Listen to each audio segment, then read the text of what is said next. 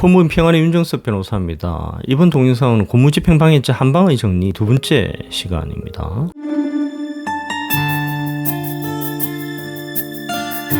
이전 시간에 공무집행방해죄가 성립하기 위해서는 두 가지 요건이 충족되어야 된다고 말씀을 드렸습니다. 첫 번째는 공무원의 직무집행이 적법해야 된다. 두 번째는 적법한 직무집행을 행하는 공무원에 대해서 폭행 또는 협박이 있어야 된다라고 설명을 드렸습니다.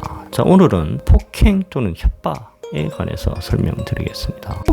폭행은 뭐 아시지 않습니까? 우리가 일반적으로 생각하는 폭행하고 다르지 않습니다. 공무원에 대해서 직간접적으로 유형력을 행사하는 것을 폭행이라고 합니다. 공무집행방해죄에서 폭행에 해당하는 경우를 먼저 설명을 드리겠습니다. 경찰관을 주먹으로 때리거나 당연히 폭행에 해당하겠죠. 발로 차거나 경찰을 향해 휴대전화 등 물건을 던지는 경우, 이 경우에는 당연히 폭행에 해당합니다. 이 경우에도 폭행에 해당합니다. 피고인이 지구대 내에서 1시간 40분가량 난동을 피우고 경찰관이 피고인을 지구대에 내보냈어요. 그리고 문을 잠그니까 피고인이 집에 안 가고 출입문을 계속해서 두드리거나 잡아당기는 등 소란을 피웠을 경우, 이 경우 공무집행방해죄에서의 폭행에 해당한다라고 판시하고 있습니다. 공무집행방해죄의 폭행에 해당하지 않는 경우 한번 볼까요? 순찰차를 가볍게 두드린 경우, 경찰관의 양팔이 잡히자 뿌리찌려 한 경우, 자, 이 경우에는 폭행에 해당하지 않는다는 것이 판례입니다. 오락기를 압수하는 의경을 쫓아가 이 박스는 압수된 것이 아니다, 그 말하면 의경이 손에 있던 박스를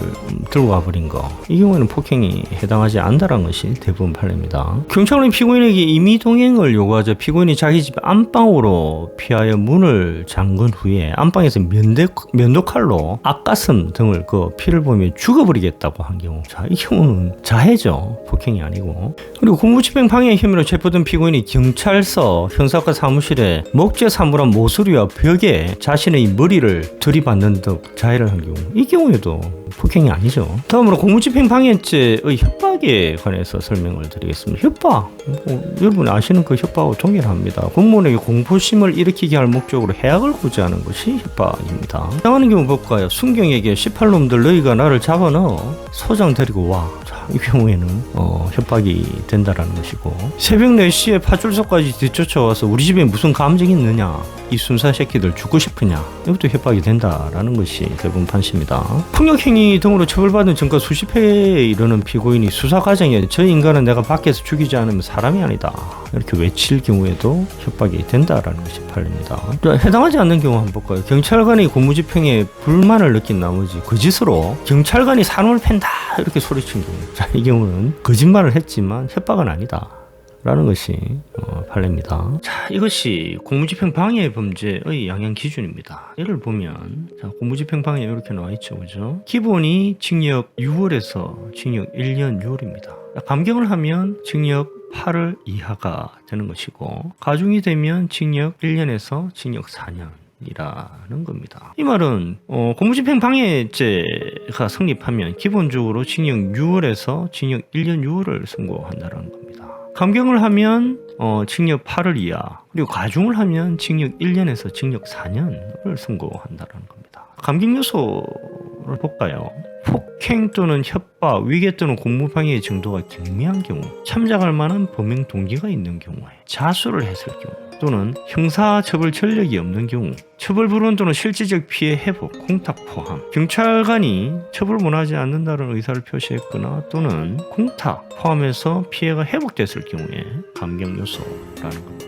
자, 가중 요소 한번 볼까요? 단체, 다중 위력을 보이거나 위험한 물건을 휴대한 경우, 중한 상해가 발생한 경우, 피해 입은 공무원이 다수인 경우, 공무방해의 정도가 중한 경우, 또는 동종루범, 공무집행방해죄 로 실형을 선고받았는데 집행 종료 후 3년이 지나지 않았어도 공무집행방해죄를 범한 경우, 계획적 범행, 그죠? 그리고 이종 루범에 해당하지 않는 동종 실형전가, 동종의 실형전가가 있는 경우, 집행 종료 후 10년 미만, 합의 시도 중에 피해하기, 강요죄 등 다른 범죄가 성립하는 경우를 제외한다, 이렇게 규정을 하고 있습니다. 여기 한번 볼까요? 심신미약, 본인 책임 없음 이렇게 돼 있거든요. 심신미약, 본인 책임 없음. 이건 무슨 말이냐면, 공무집행방해죄 음주 상황에서 이루어지는 경우가 많습니다. 만지됐을 경우 심신미약이었다 이렇게 주장하는 경우가 있습니다.